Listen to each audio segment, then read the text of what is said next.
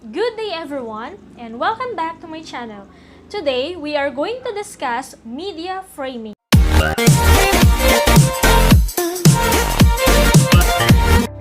For today's vlog, I am going to explain the role of framing in communication in mass media. In order for me to explain that, I'll be showing you here a picture. So in this picture, you will see that what you read on news is not actually the entire event, but just a version of an event. In this picture, you will see that there is actually a bias. When you say bias, it could be done in different ways. One is through word omission, through selection of words, and selection of a particular event to be shown to the public. And that is actually the role of the journalists. Media framing refers to the construction of subjective picture of reality. In other words, there is a selection of information which is shown to the public, just like in this picture. You don't see the whole story, but you are just seeing a version of a story.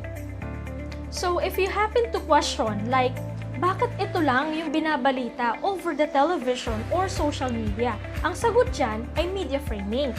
So bakit? Ano ba ang purpose ng media framing?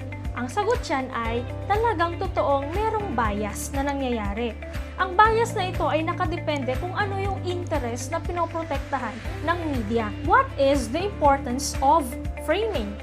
Framing is actually important because it is trying to influence the way you judge a certain information over media, or it can alter your decision in judgment based on what you see over social media or mass media. Whatever it is shown to you, therefore it will become important and relevant part of your life.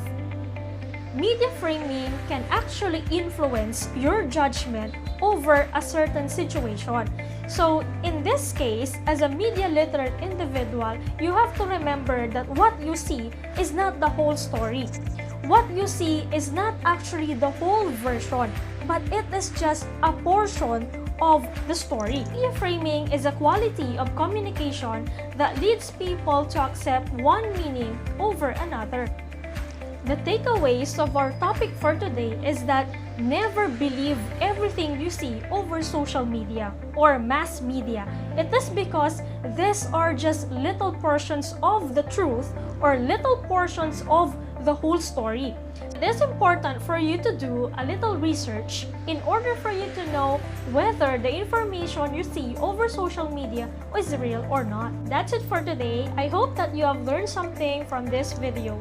For more MIL talks with me, don't forget to like and subscribe to this channel.